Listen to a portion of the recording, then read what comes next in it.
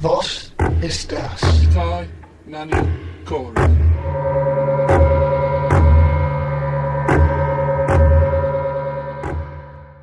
Ever wondered what would happen if this rock guitarist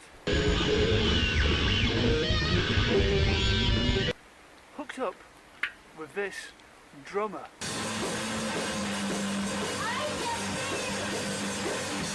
Well, we've got the answer.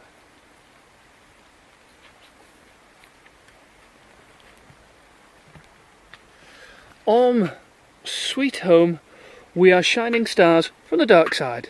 The album from PIKACYU and MAKOTO, i.e. Kawabata Makoto of Acid Mother's Temple. PIKACYU, formerly the sadly missed amazing girl duo Afri-Rampo.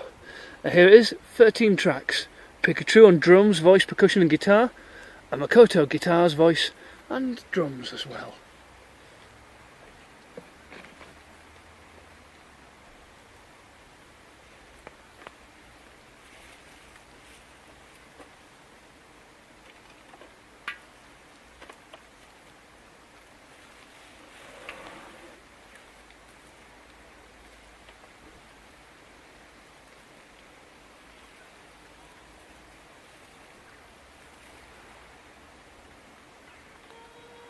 This is the opening track which you already heard in my introduction, so we'll skip on with that because you're already slightly familiar with it.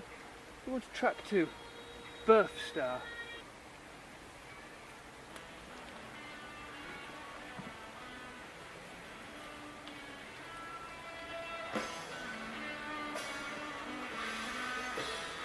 Birth Star perfectly sums up the chemistry between the two. We've got Kawabata's galaxy-searching guitar riffs, Pika's tribal, crushing rock drumming, her amazing reverberating voice. It kind of just sums up nicely, just a beautiful interplay between the two of them. Some of my favourite work from Acid Mother's Temple of recent years has been the Cosmic Inferno records with Pika as second drummer and vocals. This strips it down to something more personal. It's 50-50. Listen to those vocals. It could only be Pika back from Afri-Rampo again.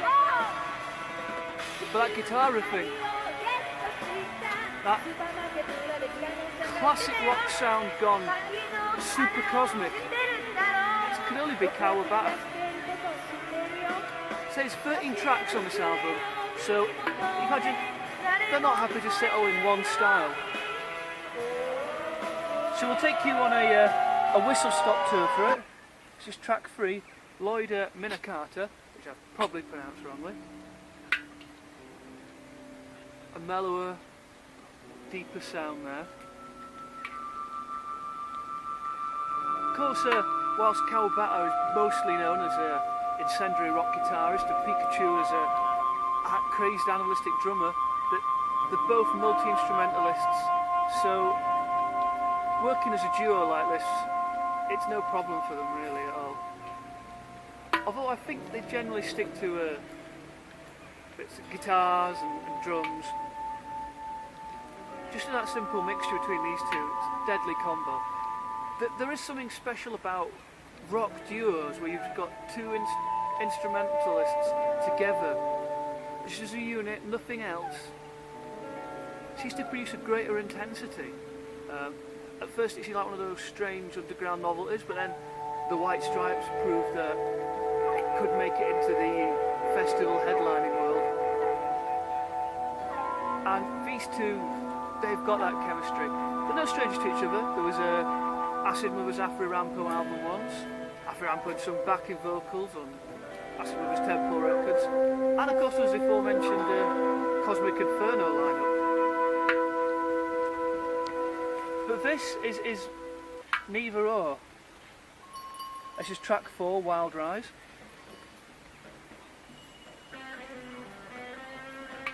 Listen to it. It's hard to stay still with that drumming and percussion in there. The riffing, they sound like they're having an absolute blast making this, and it comes through and listening to it. It's a blast to listen to. I mean, 13 tracks, they whiz by in no time at all, but neither of them are slouches when it comes to making an album. I don't either of the sort of people who put out a 30-minute album. CDs hold over 70 minutes worth of info, and these are both musicians who believe in filling that CD with as much sound as you can get. Right, moving on. Track 5, Pikamelan Magalan. Now possibly something more reminiscent of like that tight jazz improv hardcore sound of Acid Brothers Temple SWR. Cal Bat's going for more for the kind of guitar playing he does in that there. That very precise, melodic yet powerful playing. And Pikacyu's going for that kind of same power improv feeling there. Takes out those classic sessions where you get people like Derek Bailey and Fred Frith and John Zord kind of vibe with it. The intensity of musicians improvising away. Our next track is called The Ginger Chai. Whizzing you through it all. Another thing that Kawabata and Peekaboo have strongly in common is humour. They believe in putting humour in music. Not that they don't take their... Not that they aren't seriously talented musicians, but I just don't think they take themselves that seriously. They enjoy a laugh in real life, and they see no reason why you shouldn't have a laugh through your music either. It doesn't make you a novelty or a joke band if you have a bit of a silly goof around in the midst of it. And of course we're playing with the studio as well. Also due to our beautiful British summertime weather, I'm having to cover up the CD player, but oh, great, Dog's made the CD skip. This is still the Ginger Chai.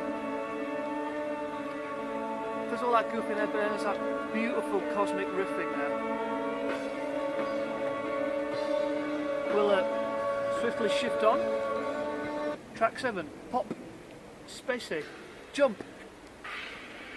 I think the last track could be an instruction for you, Yeti. Jump. Jump. Oh, hopefully you're wet. No, not getting on my knee. Jump. Sorry about that.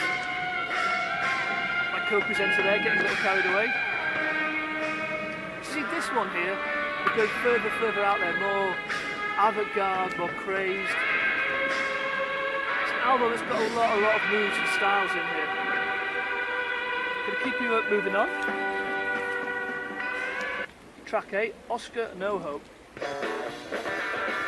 Now it's that spazzed out punk sound. And so it slows right down and then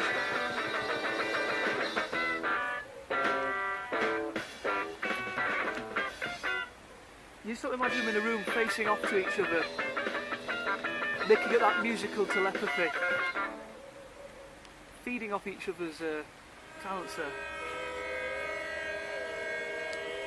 Very swift on the course, that was. We're already on to track 9, On Marijuana Foo, Part 2. Again, popping up one of their little jokes as there's no Part 1 on here.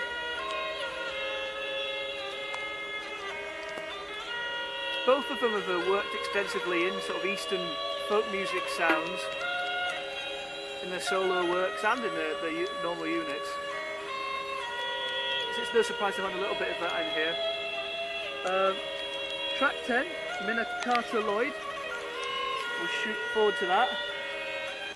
I'm getting paranoid about this room, making my CD player explode. It's getting heavier and heavier since I got out here. Here we are, the laid back groove going from them.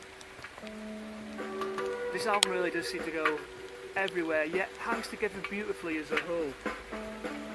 Also trying to keep my CD, very beautiful piece of CD artwork and sleeve there, so I had to read the titles from the inside of my coat to protect it. So just 3 tracks left, and I think We need to keep moving on here, otherwise you'd be hearing the entire album. I'm just giving you a tasty little preview. Awa no Uta, which is the 11th track. One of the most beautiful, mellow tracks on the album, this one. Very, very blissful.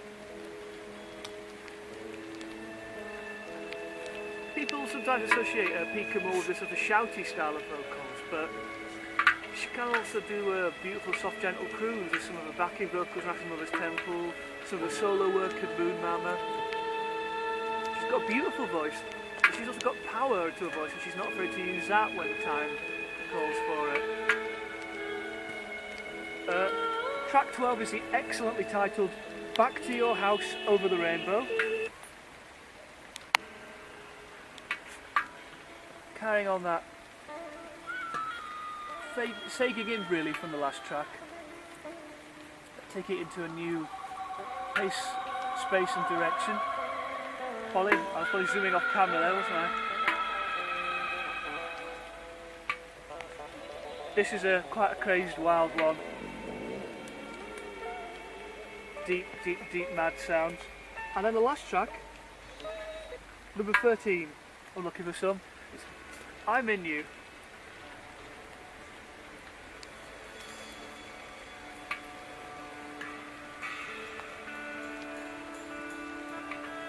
So this is the last song on the album, so I guess this is the point where I try and make some kind of summing up.